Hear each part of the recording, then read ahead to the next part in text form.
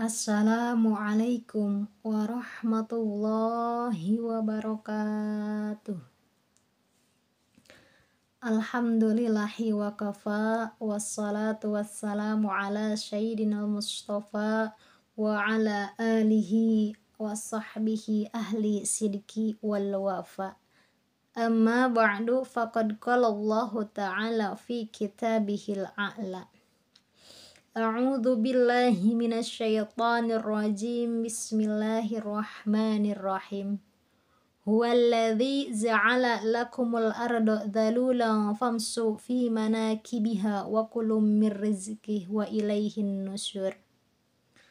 Al-ayah wa qala nabiyyu sallallahu alaihi wasallam. Talabul ilmi faridatun ala kulli muslimin wa muslimatin. Al-hadis. Sadaqallahul azim wa sadaqan nabiyyu habibul karim wa nahnu ala dhalika minas syahidin was syakirin walhamdulillahi rabbil alamin. Puja dan puji syukur marilah kita panjatkan kepada Zat Allah yang maha luhur.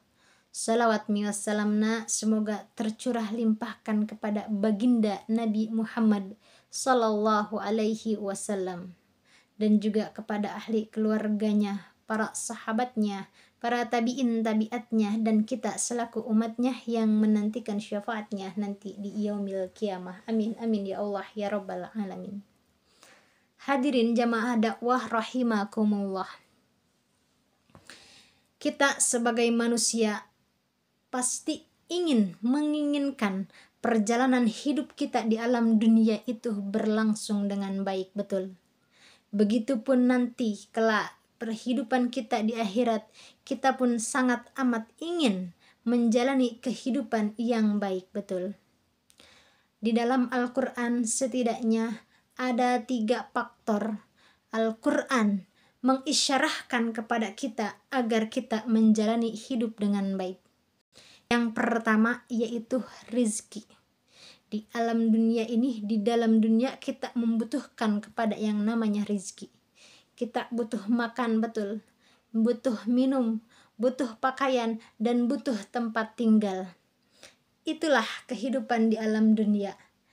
Oleh karena itu Allah telah menjamin kepada rizki setiap hambanya, setiap makhluk yang bernyawa, setiap makhluk yang bergerak, Allah jamin rezekinya. Oleh karena itu, apakah kita harus berdiam diri saja untuk menunggu itu rezeki datang kepada kita? Tidak.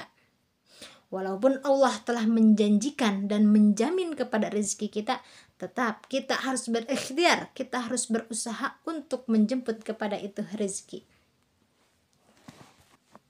Sehingga Allah di dalam Al-Quran berfirman, Huwallazi ja'ala lakumul arda dhalulan famsu fi manakibiha wa kulum mir rizqihi wa ilaihin nusur.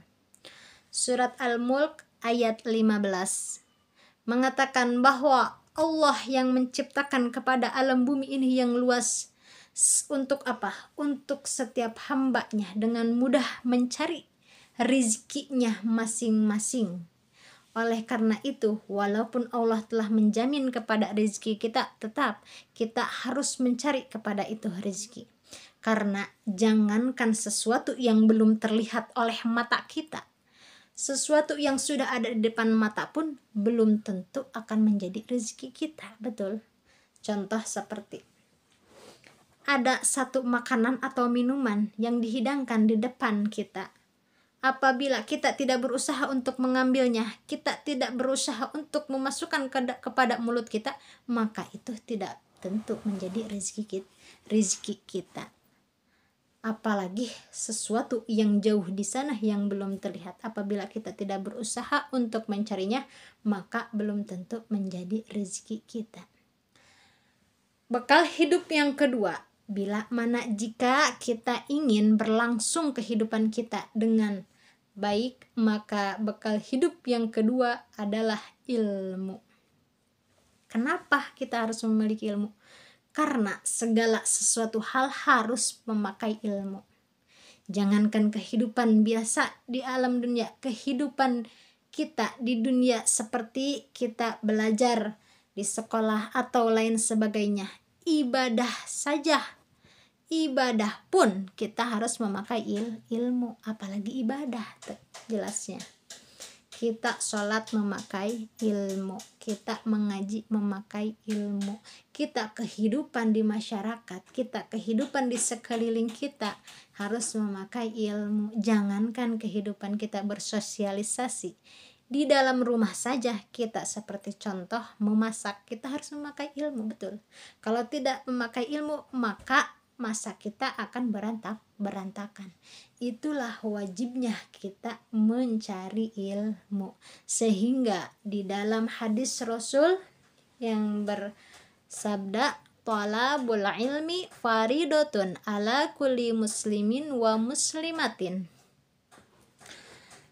Wajib kepada setiap muslim laki-laki dan perempuan untuk menuntut ilmu. Agar apa? Agar ketika dimanapun kita berada, dimanapun kaki kita berpijak, maka kita akan selamat.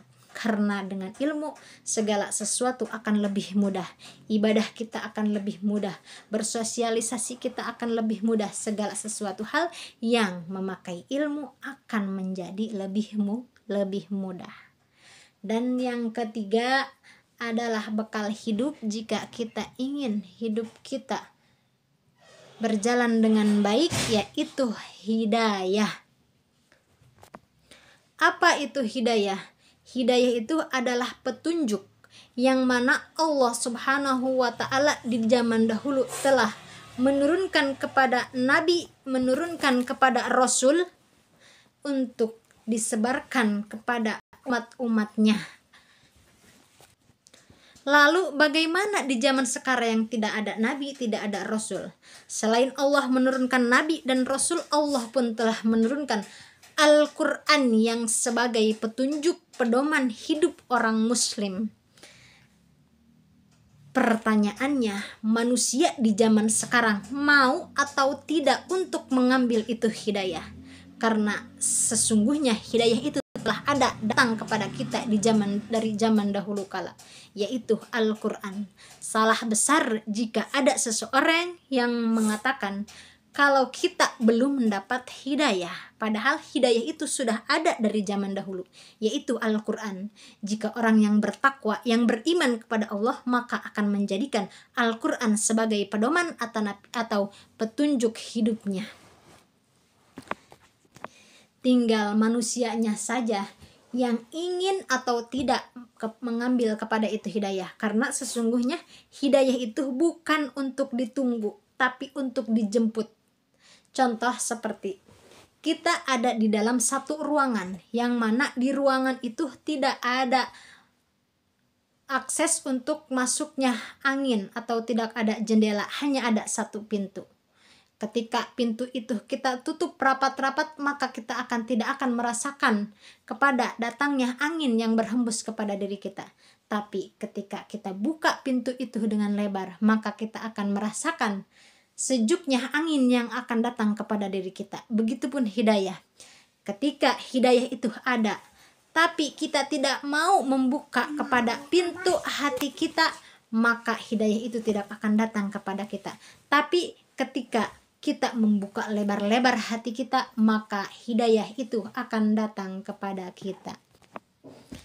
Itulah 3 faktor yang diisyarahkan oleh Al-Quran kepada kita jika kita ingin menjalani kehidupan kita dengan baik.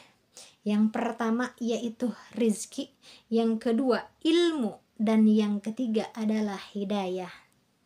Mungkin sekian dan demikian yang dapat saya haturkan.